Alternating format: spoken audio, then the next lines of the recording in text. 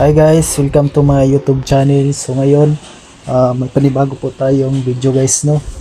So sa video ito guys, paano ba tayo magbayad ng ating contribution sa ating is gamit through online. So online tayo magbabayad ng ating contribution guys sa is.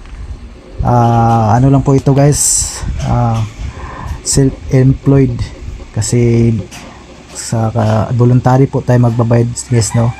So siyempre una nyo gagawin guys, siyempre meron kayong is application, napaka-importante yan. Tapos meron kayong internet at siyempre sa GCash tayo magbabayad at ipapakita ko sa inyo magbabayad tayo ng is contribution voluntary gamit ang ating is apps. So ngayon punta tayo nating may is guys, is application. So dito, social security system, lagay lang nyo ang user ID nyo at saka password. Tapos guys, click nyo ang login.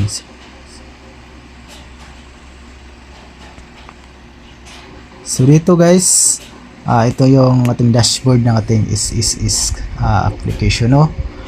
So ngayon, punta lang tayo sa itong PRN na nakalagay. Click natin yan guys, ang PRN. So click natin ang payment reference number, contribution, click natin yan. So create tayo guys, no? Kasi no history, wala tayong history sa pagbabayad guys, kasi nga ang nagbabayad sa atin is ang ating company. So since nasa bakasyon tayo, hindi tayo paghulugan ng ating company, so voluntary tayo magbayad ng ating is. So click natin ang create. So dito guys, membership type, select lang nyo yan. So voluntary tayo ngayon guys, no? Click natin yung voluntary. Tapos from to, so click natin yan. Ngayon, click to May. So 1 month lang guys. Select premium, magkano yung ibabayad ninyo, mayroong papilian dyan. Pinakababa po is 750, 825, 900. So ang pinakamataas 5,150. So yung ibabayad natin guys is ito lang po, yung 825 pesos. So yun, pension booster only.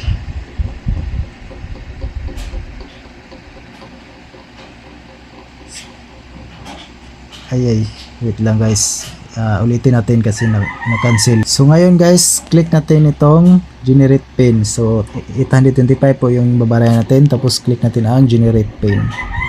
So ito po yon, generate pin, membership type, voluntary, applicable period May 26, May 26, is contribution 825, pension booster. So ayan, do you want to continue? So click natin ang okay. So ayun. So ayan guys, meron na tayong payment reference number. So ayan na po yung payment reference number natin. So babarahin natin na yan guys, through GCash. So barahin natin yun sa GCash, no? So punta tayo sa GCash guys. So ano lang yun guys, screenshot ninyo lang yun, no? Screenshot lang yan. Ito po yung payment reference number natin guys. So ayun, applicable period, ayan. So ayan, screenshot lang natin yan, no? Screenshot natin yan guys, or i-download. So try natin i-download. So ayan, download, close. So punta tayo sa GCash guys. Ito po yung PRA natin guys, payment reference number. So ayan na po yun, pay. So barahin na po natin yan.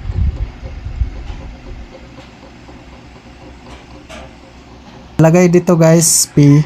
Are you sure you want to proceed with the payment? So click natin ang yes.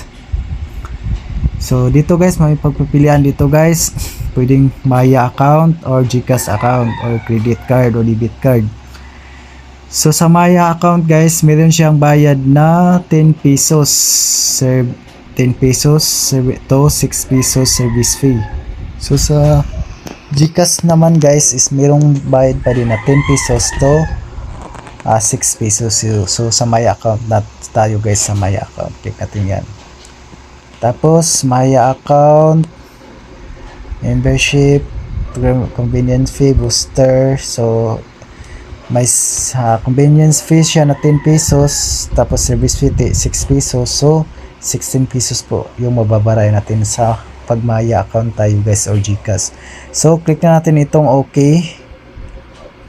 So pagka-click nyo na okay guys, dito na po siya dadalhin, no? QR and e-wallet, Maya or GCash. So dito tayo sa Maya guys. Click natin ang Maya. Tapos ito po yung QR code ng Maya guys, no? So i-ano natin yan guys, i-QR code natin yan.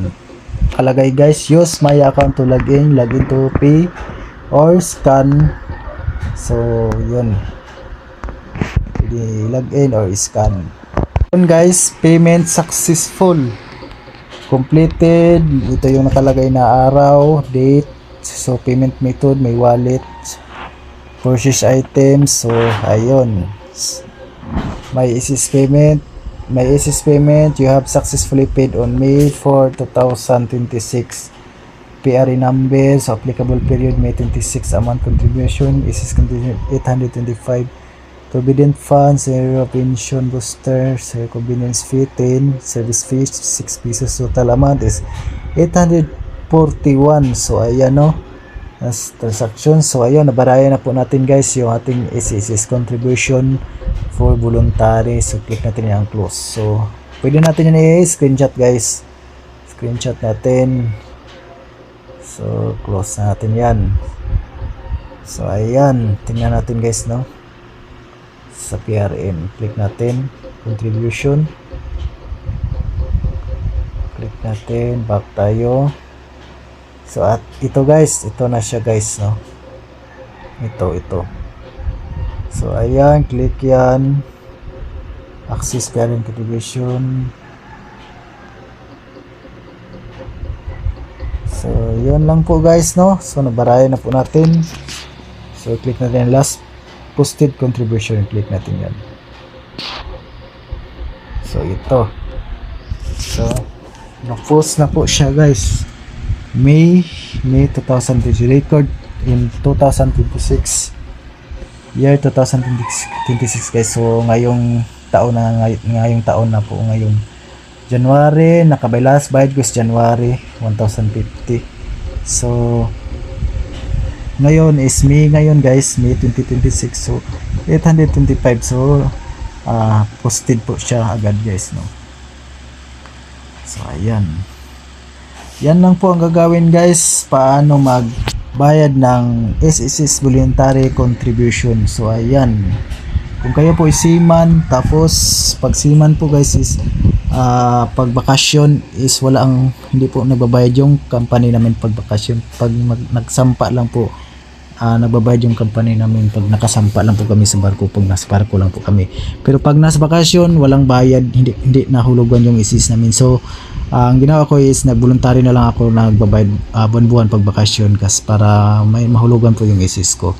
Yun lang po ang gawin natin guys, pag mag-voluntary tayo magbayad ng isis, no. So ayun, dito lang po nagtatapos itong video guys. Sana matutunan naman kayo paano tayo magbayad ng ating SSS contribution gamit ang ating online apps or application.